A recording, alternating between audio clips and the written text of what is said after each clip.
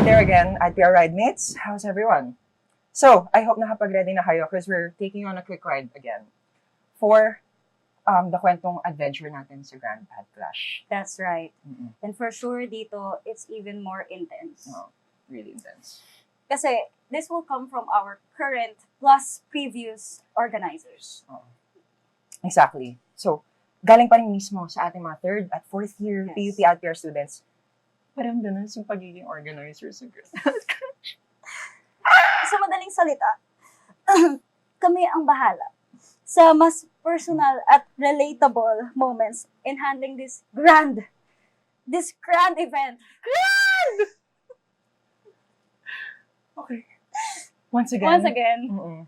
I'm one of your hosts / kachikahan, Sharon Nair. And once again, ako rin, si Jeric Lane, one of the only hosts available.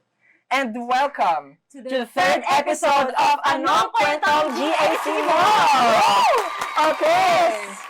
Pero bago tayo magpatuloy, dahil konting kambot na lang at malapit na ang GAC or Grand Destination Day natin, make sure to follow all our socials Follow. para palagi kayo updated sa latest happenings and makasama kayo sa whole journey namin.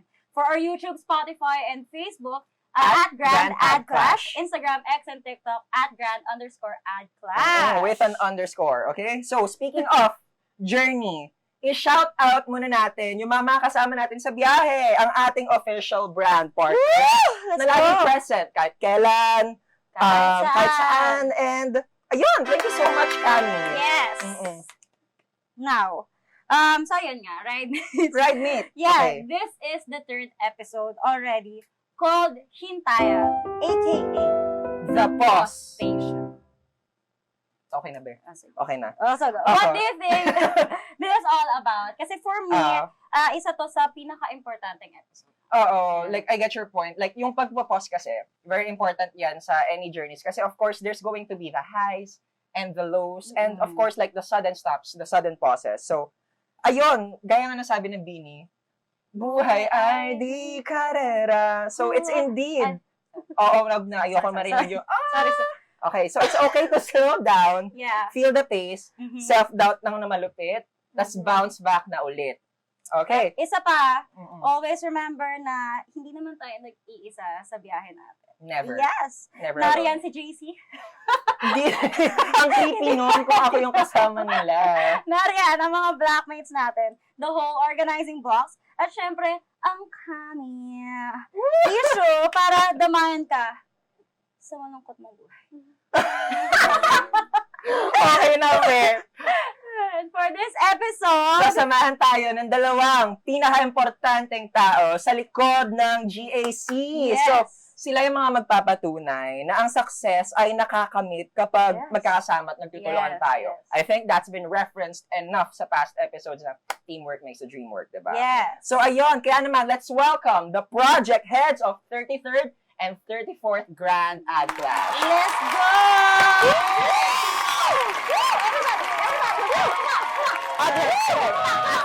Mamaya na yung malungkot. Meron. Okay, please introduce yourself. Hello, I'm Ja, and I'm the overall project head of 34th Grand Ad Clash. Okay. Yes. Yep. Hi, I'm Angela. You can call me Jella, and I'm the 33rd Grand Ad Clash overall event head. Ayan. Oo. Diba? They're the people behind the whole event, diba? Yes. Ayan. So before, oh no. Kamustahan muna. Oo, kamustahan? Mm-mm. Sige, so overall, kamusta yung pagiging project heads or yung, ikaw currently project head ka and ikaw before, like, how was that experience for, like, you guys? Sige, Sige, how go was ahead. experience as previous, Okay, so, well, noong una, para kasi gusto ko rin kasi talaga yung Yeah. position. Kasi Mm-mm. I'm into events, ganyan. So, masaya. Masaya kasi gusto ko siya. Oo, it's So, a huge that- event. That's the, if you are asking me kung kumusta ba ako, masaya ako na naging Yes. Wow. event head That's talaga good to ako hear. before. So, ayun. Yes. How about you, Jaja? Masaya ka ba? Medyo ano siya ngayon, parang mabigat sa akin. Ah. Kasi nga, malapit na yung D-Day, gano'n. Yes. Tapos, ang dami pa namin inaasikaso. Pero, ako, okay naman ako as project head ngayon. Mm. Kasi, tulad din kay Ate Angela, parang, first year pa lang, nung after ko sa BAPR week maging overall project head, parang tinatap na ako or like kinakausap na ako ng mga seniors natin na magpa-project head ka ba sa sa GAC? Tapos ako, sabi ko dati, ano yun? Wala pa akong idea kung ano yun. Tapos nung, tawag dito, nung naka-attend na ako sa 32nd Grand Art Clash, yun yung first time ko maka-attend, is, parang, hala, oo nga, parang, para sa akin pala to na dato. Yes. Pero nung time na nagvo-vote pa tayo as sa mga project head, parang nagda-doubt pa ako kasi syempre handle ko yung ibang lahat. Buong team. Oo, kasama si Ma'am Jam. So parang pressuring siya sa akin. Syempre sa akin nakasalalay kung magiging successful ba yung event. Pero for now, medyo kinakabahan talaga ako and medyo kailangan ko pa ng madaming pasensya para maging okay yung team and then para magets ko kung saan nanggagaling yung team natin. Yes. Gets. Wait, I'm curious about something. So like as early as first year ka pa lang pala, tinatanong ka na kung pwede ka mag-host. Like, pero and then you have also mentioned na you're nervous about the role, no? Kung ikaw ba yung magiging role. Pero let the audience know ano na yung mga experiences mo for being a project head. Alam ko marami ka ng experiences, di ba? Yes, actually first year pa lang, kinausap na ako nila Kuya Emil dati, if kaya ko ganun. So, third year sila, tas ako first year lang, tas project head agad. So, ayun, parang proud moment din siya kasi sa akin. Ang dami ko lang na-achieve after that. Parang siya yung parang naging open opportunity for me para maging malawak yung connection ko dito sa COC, sa DAPR. So, yun. Okay, marami, basically. And, ayun. Pero, ako din, may curious question ako. Go ahead. Kailan nyo unang naramdaman na naging mentally or emotionally challenging itong GAC? Like, for you, yung previous edition, and then for you, yung current edition ngayon. May certain task or may point ba na made you realize, shocks, ang hirap nga talaga ng pagiging project head? On my end, siguro nag-start siya maging ganun nung meron na ring sumasabay na mga ibang academic requirement. And kasi we were organizing AdClash last year like for 7 months. So, since October lang, so medyo matagal kasi hindi pa urong yung calendar nun. So, last year, kumbaga parang buong year namin nag-organize na kami ng AdClash. And at the same time, we have also yung iba naming subjects. So, yun, dun siya nagiging like mentally challenging and also yung mga problems na we can't control din naman when it comes to organizing an event. So, yun yung mga moments na talagang struggle. Pero kapag gusto mo yung ginagawa mo, you persevere, you do everything. Diba? So, ayun. Ganun. Okay, how about you? Sa akin naman, nung wala pa ring client. Nung wala pang Malapit na yung timeline natin na MOA signing with 4th years. Tapos wala pa rin tayong client. So, thanks to Kami. For the clutch talaga. Thanks to Kami and Quantap na pumayag sila makipag-partner with us and nawala na masyado yung iniisip ko, yung bigat na iniisip ko. Kasi, pag late talaga tayo nag-start, madedelay din yung 4th year. So, parang nasa akin yung, ba't ako sisihin? Oh my God. Okay.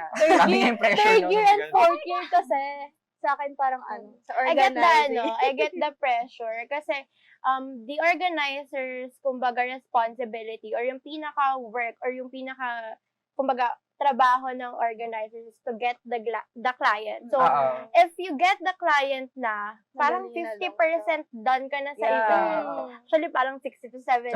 Parang makakahinga ka na ng maluwag and then parang you do the execution na lang with the client. So, totoo. Totoo na lang pa. Totoo na lang. So, ayun, another question relating dun sa previous one. So, what drives you both? Like, even with all the obligations na and then mga challenges din natin, bakit pinili or pinipili nyo pa rin magpatuloy? What motivates you guys?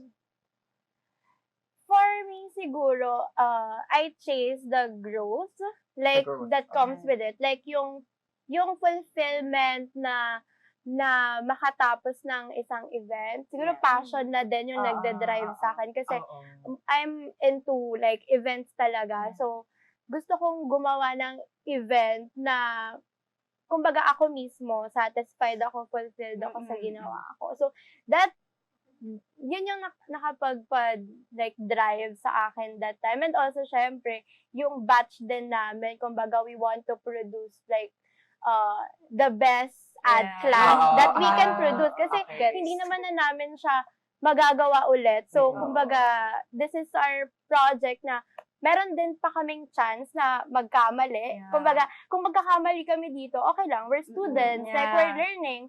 So, okay na we produce and we make mistakes, ganyan. And gawin na namin lahat dito sa Ad Clash na, alam mo yun, magagawa pa rin namin yung event, even na ganun yung mga mapagdadaanan na. Iba yung para natutulong or supportan niya kapag boosted yung moral ng buong team. Sa'yo. Hindi lang Tsaka very well said from the like project head. Intense talaga yung passion for like leading everyone for this kind of event. So, would you feel the same, Jaja? Like, what motivates you? For the current Ad Clash. Ako kasi, I am really afraid to fail.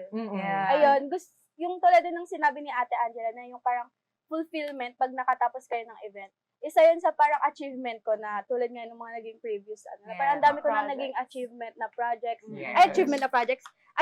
and projects sa previous years ko. So, habang tumatagal, parang na-realize ko na kapag I'm afraid to fail, syempre ayoko din naman ma-disappoint yung parang team, yung organizers. Kaya parang dapat nasa akin yung na mag-push pa na parang kaya pa to, ganun. Kasi kapag ako mismo yung parang umaayaw na is paano naman yung team ko mawawala na ng drive para mag-push kasi nga yung head nila hindi naman hindi naman pupush. So it's like parang yung sinabi ko kanina na nakakatulong sa project head kapag yung moral ng team is nabuboost. Pero nakakatulong din sa team kapag yung mismong moral ng project head is boosted. Talagang motivated din si project head. There's a lot on the line for the project heads. Grabe. Parang masiksikan station pa to, no? Grabe. Pero siksikan pa rin tayo. Pero masiksikan pa lang. Grabe yung pressure. Mas danas na mag-feel dito. So, ayan, bago pa tayo, may lumuha dito. Si Jada nakikita. Nagsisiwala na ba? Let's make this kwentuhan more fun and exciting. Bale, I'll ask you lang kung what's that one word na best describes your favorite experience as head organizers ng GAC. So, explain why that one word. One word? One word lang for the whole experience. Walang explanation. May explanation. Explain. Go. Kasi nabanggit ko na rin kanina yung word na fulfillment. That's like the best JC experience. Because, pero nung fulfillment naman, nakuha ko lang din siya nung nakita ko na yung mga 4th years na tumatalon at nanalo na sila. Kasi when you, yes, and when you, kasi, kapag nakita mo sila, kasi it's for them the competition is for them para ma-express nila or maipakita, ma-showcase nila yung best campaigns ng AdPR. So, kapag nakita mo yun, na nakikita mo na sila na nanalo, ina-announce na yung championship, first runner-up, second runner-up, parang sa sarili mo, masasabi mong parang nagawa ko na yung trabaho ko. Like, I got the job done. Ni Ate Angela, parang iniisip ko kapag ang random pag sa relationship, parang siya yung giver. Diba? Kasi yung fulfillment, like sa fulfillment siya pinakamasaya. Actually. Like, giving a lot to so much people, parang, para sa jowa niya, diba? Yung dami niya. Ano ba? Sorry. Parang ibang na yan. Ibang podcast na. For you, Jaja naman. Hindi ko alam kung isang word siya. Isang word, one sentence mo.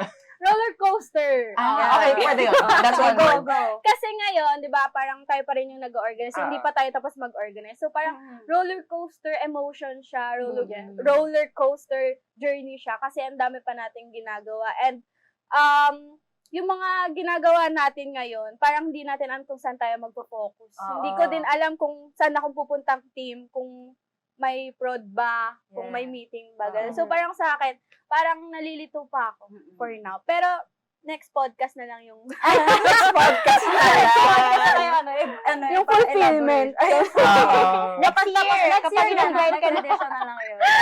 Sige. Oo, pero I'm so glad to hear Oo. na like although like roller coaster it's it's a two-sided word.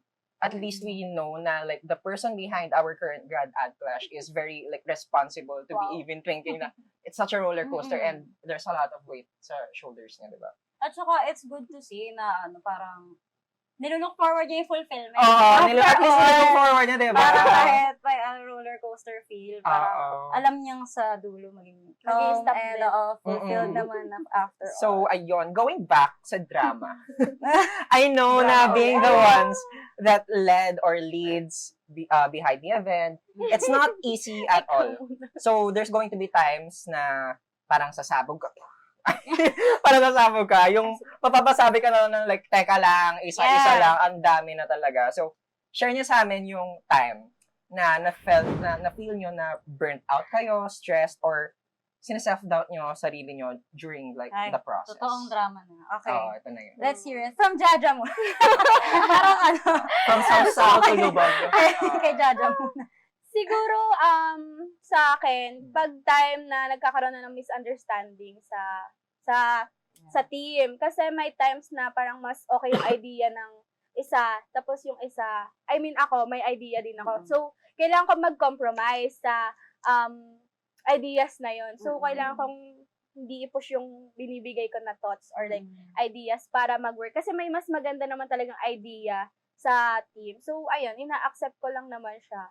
And ano nga ulit? Like how you felt when you were like burnt out. So one of your answers was learning how to like give way. Oo. Bale. Oo. So ano pa feeling mo with being burnt out? Siguro Stressed? mas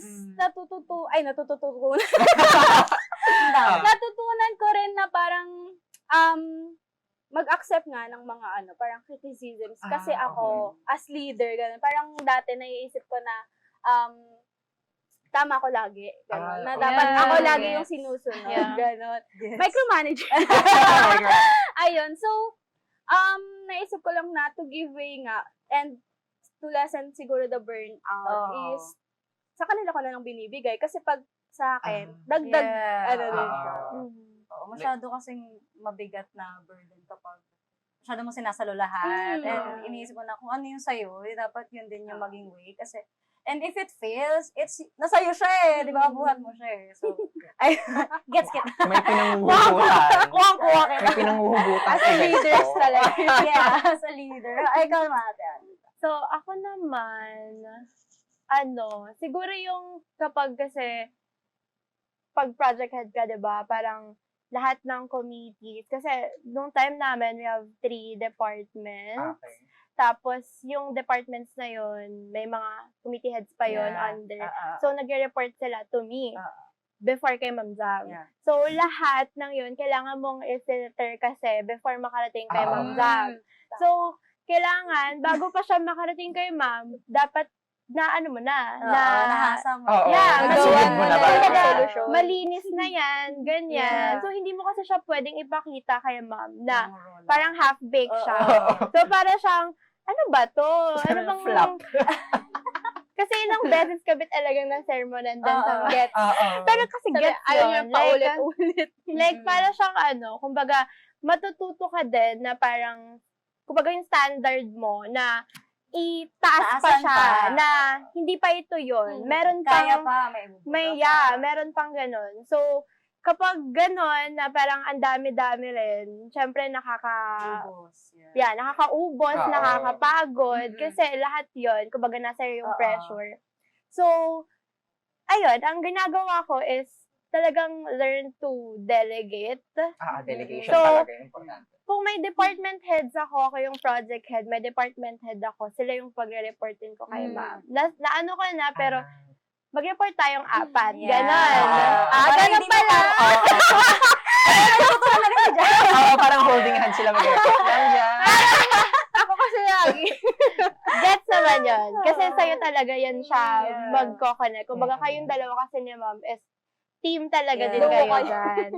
So, kami naman nun, talagang may ganun din na parang wala rin naman akong magawa kung may mga times na ako lang talaga. Pero kasi si ma'am, she's like, sobrang big help din. Since parang kayong dalawa din yung magtutulungan doon. So, ayun, nasagot ko ba yung tanong?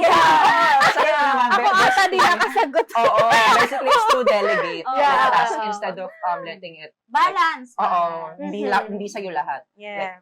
Yeah. Yeah. Yes, Balance. thank you. And yung actually, hindi mo siya makukuha agad eh. Kumbaga, eventually, makakarating ka din dun sa partner na i-let go mo na yun best. Oo. Eh, Kung babagsak tayo sabay-sabay na lang, wag ako lang. And syempre, minsan, yung mga ganyang moments, may negative effects din yan. Eh. So, can you tell us, paano to naapektuhan yung performance o your mindset nyo sa respective GAC editions niyo? Paano na-affect? Oo. Like halimbawa, for example, like I think yeah, your situation way of led to balancing. perfectionism, 'di ba? So, how did that affect your like work? your performance Mm-mm. sa edition. Well, kasi siguro yung mindset ko was affected talaga like ng big dahil kay Ma'am Jam. Kasi she boost me din eh. Like, kumbaga, Totoo. kaya mo to, kaya ka nandyan. Kasi, Oh. alam mo yun, yung ganon. So, parang, hindi siya ano negative, like, side na, ay, na ano ko, or whatever. More on, parang gusto ko pa siyang galingan. So, parang, ayokong magkamali. Like, nagkamali na ako once, pinagalitan na ako, or whatever. Okay. So, I have to, like, hindi na ulit mangyari yun. Yeah. So, ayun, kumbaga, ayun nga, perfectionism nga ang gustong ma-achieve ni ate. So, ayun, maran mas na-boost na lang siguro ako na galingan pa. Yeah. Actually, parang hindi ka nga ng perfectionist, optimist ka. Ayun, yeah. Mas perfect na word. Positive lang, laging Kasi take na positive. siguro kaya rin ganun ako mag-isip kasi gusto ko talagang ginagawa. Yeah. So, sabi ko nga parang ayoko na mag-campaign. Oo. Mag-organize na lang ako ulit. Kasi Like, papaldo my ka sa heart management. ay nandito. Yeah, ikaw Sige. next question. Next question. Sige. Try mo. Try mo. Ano daw yung question? Okay. Sige. Sige, so, Short-term may memory. mga ganyang, may yung mga moments na negative effect sa'yo, yung mga sinabi mo kanina. Ano yung parang, Ano yung ano negative ba? effect Yun sa'yo? naging effect niya sa performance mo, ganon, sa pag-handle. Wala naman siya naging Wow! I love it. Sorry. Siguro, like, judge on the process pa ng learning din kasi. Hindi pa, wala pa siya sa finish line eh.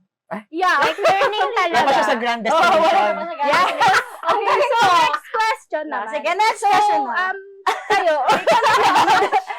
Hindi tayo mag-host dito. So, ayan. Ayun, so yung maganda naman dito is at least we now know na you guys know how to cope. Yeah. So, kayo guys, given all these struggles that you mentioned, how do you cope naman when things get too hard? So, through hobbies ba, bond with friends, or me time, ganon?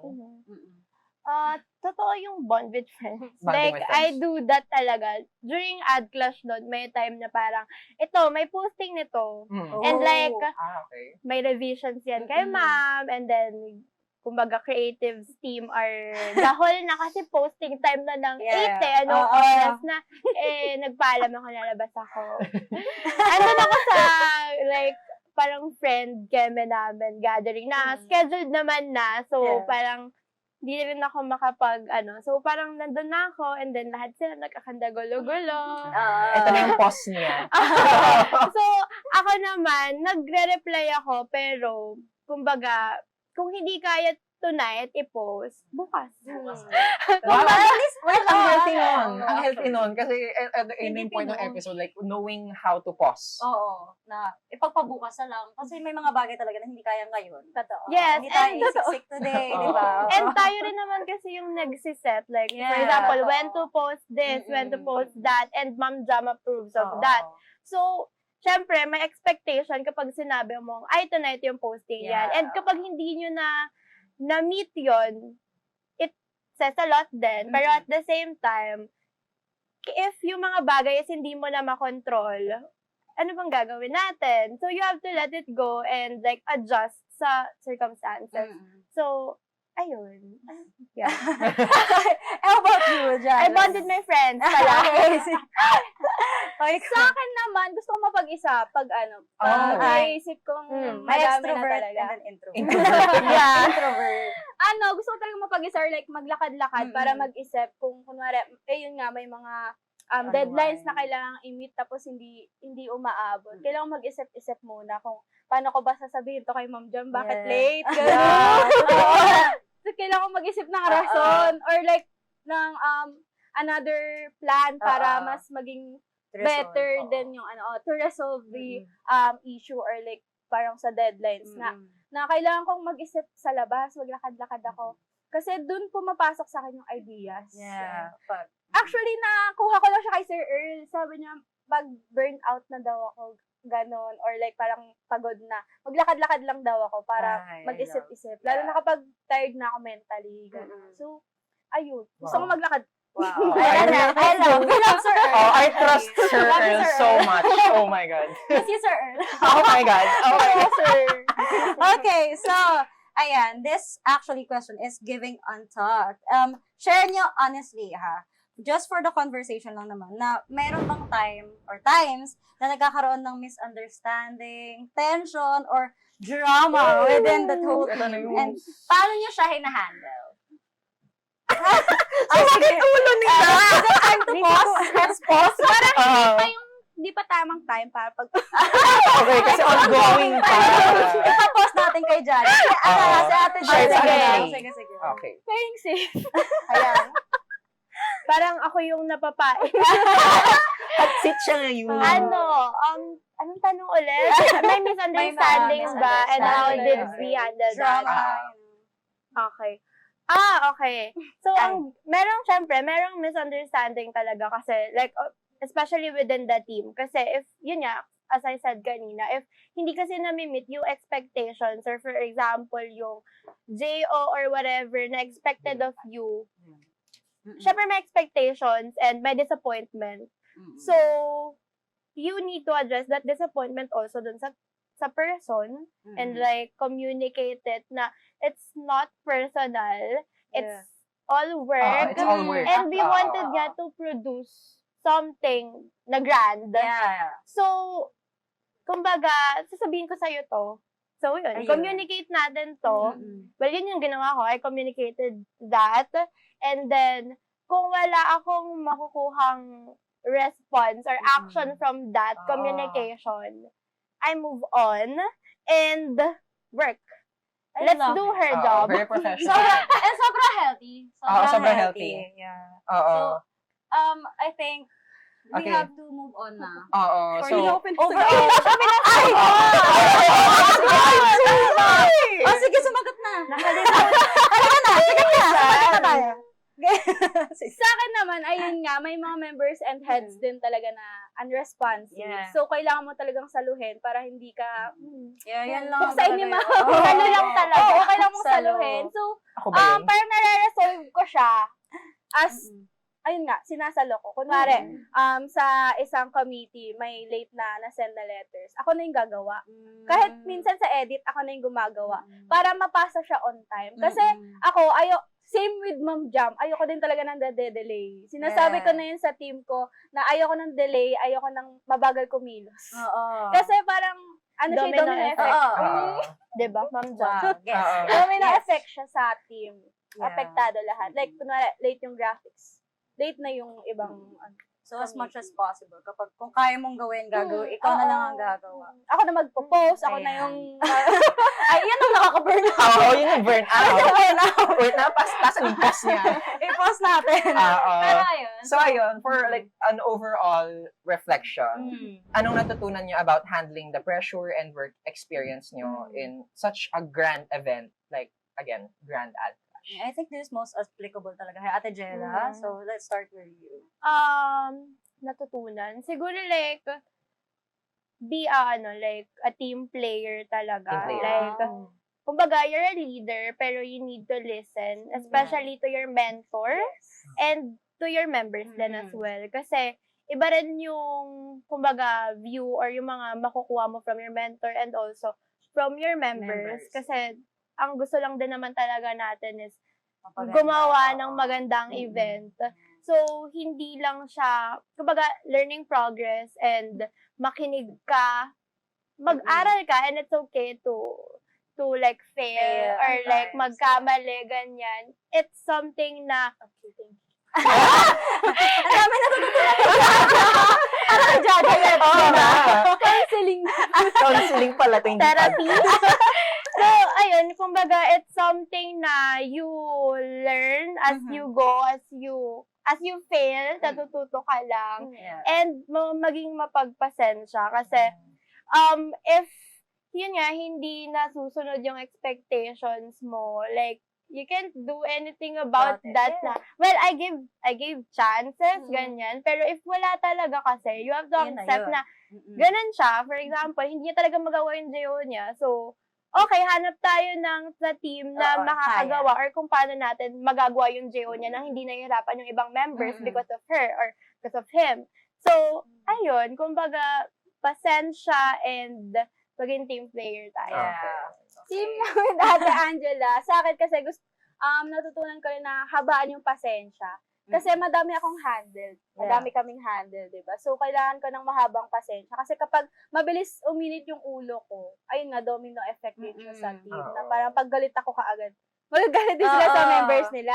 So, sa akin, ayun nga, habaan yung pasensya. Kasi wala namang magagawa yung parang galit mo. Kasi galit ka, so may natapos ba? Yeah, diba? oo. So, ayun, habaan natin yung pasensya natin. And, yes. Yun. Ayun. I think that's really good advice na Oo. pwedeng i-take ng magiging future project heads natin sa Grand Ad Clash. And that's it, guys. Actually, yun na yun lang. Oo! Yeah, thank you. It's been such a great time having you here for this episode, The Pause Station. Ayan. Salamat sa mga nakakalokang stories and ang bigat. Ang bigat yan. Ayun, sana naman nag-enjoy kayo kahit medyo mabigat yung share ninyo. And dahil for sure, nag-enjoy rin naman yung mga viewers natin. Ang dami nila natutunan, ang nakuha na insights. Yan. So, ayun. Ayun, for more ganap at mga kwentuhan, make sure to follow all the socials of Grand Ad Clash para hindi nyo ma-miss yung mga paandar namin in this journey. Hindi ako sanay, ako na yung nagpapafollow sa kanila. So for our YouTube, Spotify, and Facebook, at Grand Ad Clash, Instagram, X, TikTok, at Grand_Ad Clash. Yes. Oo. Maraming salamat din sa ating official brand partner na kasama natin kahit saan at kahit kailan. Thank you so much, Kami. Ayan, and thank you din sa mga kapwa natin, pasahero na nakisakay at nakichismis sa ating third episode. Yes. Wow. Sa Onti third na lang, onti episode. na lang. Oo. We'll see you sa susunod, last but not the least natin, kwentuhan. And again, I'm your host, /kachikahan, Charlene Nair. And I'm Jeric Dane, the only host available. So, ayun, see you again next episode. Cause balita ko, Ride Mate last station na sa next episode. Yes. Abangan nyo yan, Abangan na ba? guys. At ride with us to the grand destination at PR Rides dahil marami pa tayong kwentuhan sa last episode natin next week. Okay. Again, this is Anong Kwentong GAC mo, taking you on a quick ride para explore ang mga kwentong Grand Ad Clash. Thank you, at PR Ride Mates! Thank you, mga project heads!